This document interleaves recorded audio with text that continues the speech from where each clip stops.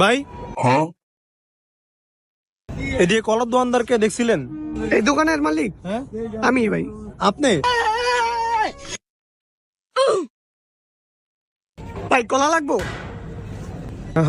হ্যাঁ লাগতো তো একটা কলা। বড় আছে ওইব আপনার লেগে।